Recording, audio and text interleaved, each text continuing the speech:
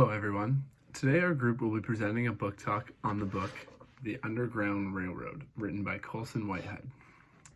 This book outlines the courageous journey of a black slave working on a plantation in the state of Georgia during the 1800s. Cora, the main character, makes her way north and is presented with many challenges and hardships along the way. On the plantation, she is faced with torment and suffering day after day before one day she decides to make a run for it. This book opened my eyes and surprised me right from the get-go. The incredibly horrible treatment of African Americans in the South was a large piece of what America was founded on. It made me think about our nation here in Canada and the suffering that took place to get to where we are today. This book is a reflection on the history that we all share, not just Americans. This book also opened my eyes to the reality that this is just one of thousands of stories. The history of the South is dark. Cora knows that there has got to be something better. Her curiosity rips at her and moves her along her journey away from her disastrous view of normal.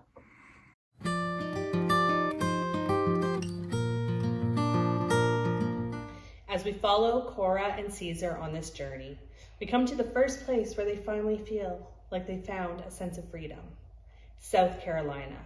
They are given new names, new clothes. They are given a place to live in, a place to sleep in, on a bed. They are given jobs that actually pay them. They can go into shops and shop at the same place as a white person. They are brought to school so they can learn their letters. They finally feel like they're part of civilization. But is this all too good to be true? Cora's ignorance to what freedom is leaves her exposed to the dangers of being a black woman in a white society. She is, after all, still property of the state.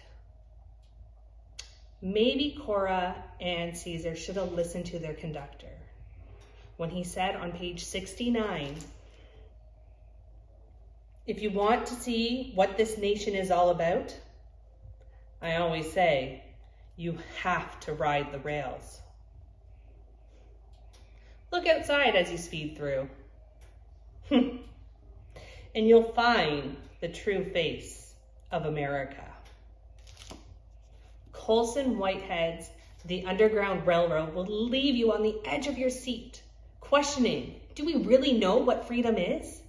Do we really understand what it was like to be a black slave during this time in America? We must continue this journey with Cora and Caesar to find these answers.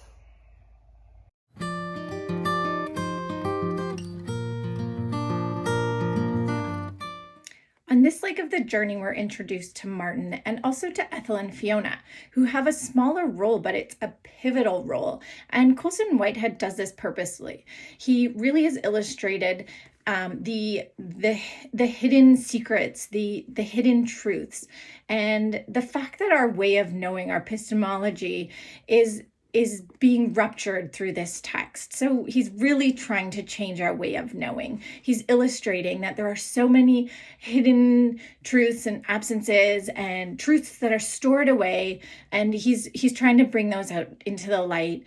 And this text goes through that journey with Cora and introduces us to certain individuals who may not have a huge role, but they have this presence that is hidden. And it's that violence of abstraction that he's really trying to get at. And he's really trying to rupture our way of knowing, our epistemology. And he does this really well.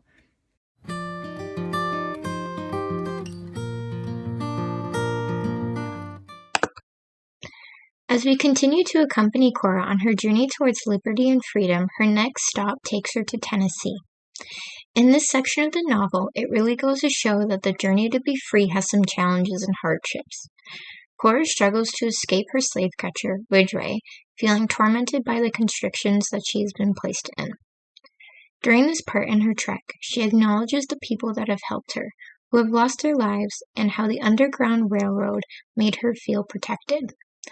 As she is restricted to Ridgway's wagon the whole time in Tennessee, she reflects.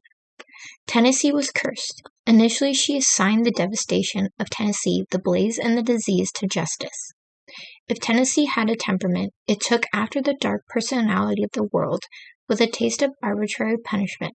No one was spared, regardless of the shape of their dreams or the color of their skin. For Cora, her journey through Tennessee starts to help her see the nation for what it really is. Colson Whitehead uses this chapter to reflect on the trauma that Cora has gone through and is consistently going through, especially when Ridgway is trying to benefit from her pain and seeing him try to break her down into believing that she is not a human being worthy of freedom. Will Cora finally reach her dream to freedom? I recommend you read Colson Whitehead's The Underground Railroad to find out.